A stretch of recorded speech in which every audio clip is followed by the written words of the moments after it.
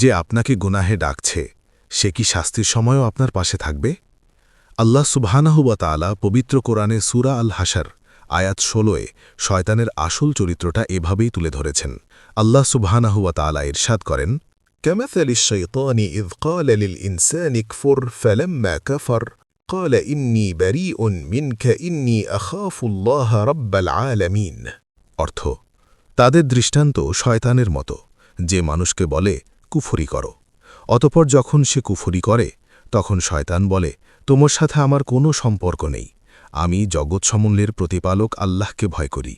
সূরা আল হাশর আয়াত 16। আল্লাহ সুবহানাহু ওয়া তাআলা এখানে শয়তানের আসল চরিত্রটা উদাহরণ দিয়ে বুঝিয়েছেন।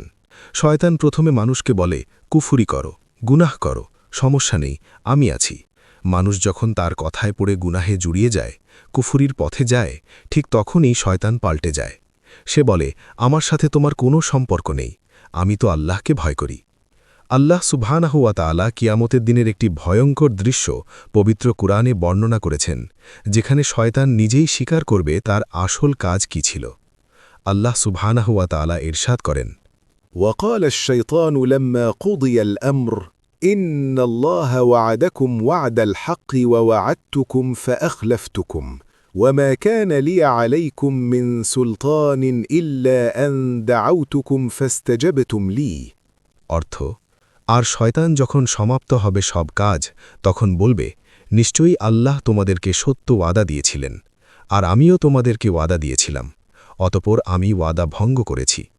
আর তোমাদের উপর আমার কোনোই কর্তৃত্ব ছিল না, আমি শুধু তোমাদেরকে ডেকেছিলাম, অতঃপর তোমরা আমার ডাকে সাড়া দিয়েছ।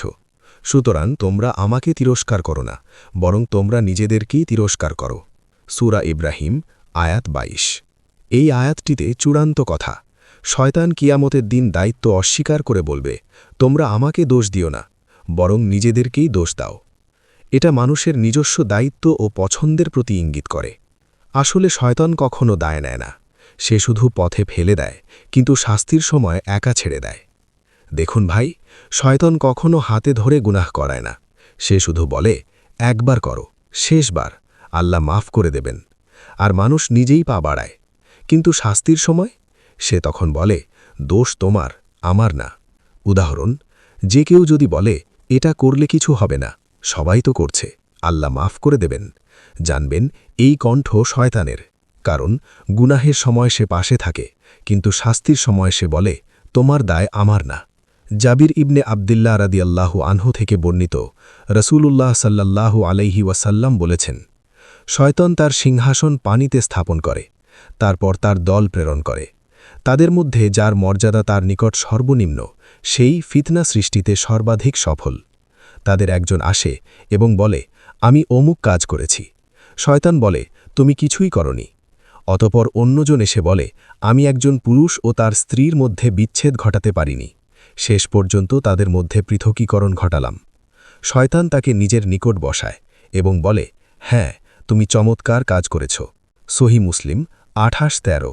অন্য একটি হাদিসে আরও স্পষ্ট বলা হয়েছে, রাসূলুল্লাহ সাল্লাল্লাহু আলাইহি ওয়াসাল্লাম বলেছেন, নিশ্চয়ই শয়তান আদম সন্তানের দেহে রক্ত সঞ্চালনের পথে চলাফেরা করে। সহিহ বুখারী 3281, সহিহ মুসলিম 2175। এই হাদিসগুলো থেকে বোঝা যাচ্ছে শয়তান সর্বদা মানুষের প্রতিটি ভালো কাজ বা পথে বাধা দিতে প্রস্তুত থাকে। শয়তান মানুষকে পথভ্রষ্ট করার জন্য সক্রিয়ভাবে চেষ্টা করে। শয়তান এক জায়গায় বসে থাকে না, সে নামাজের পথে বসে, পর্দার পথে বসে, হালাল রিজিকের পথে বসে, আর গুনাহের পথে বসে মিষ্টি কথা বলে। কিন্তু একবার আপনি পড়ে গেলে সে আর পাশে থাকে না, ঠিক সূরা হাশরের আয়াতের মতো, আমি তোমার দায় নেব না। ভাই, শয়তান আল্লাহকে ভয় করে কিন্তু মানে না, আর মুমিন আল্লাহকে ভয় করে তাই মানে। যে কণ্ঠ আপনাকে গুনাহে ডাকছে সেই কণ্ঠ আপনার জান্নাতের বন্ধু নয়, কারণ গুনাহের সময় সে পাশে থাকে, কিন্তু শাস্তির সময় সে বলে তোমার দায় আমার না। আজ যদি এই কথাটা বুঝে যান, তাহলে এই ভিডিওই আপনার জন্য নাজাত হতে পারে।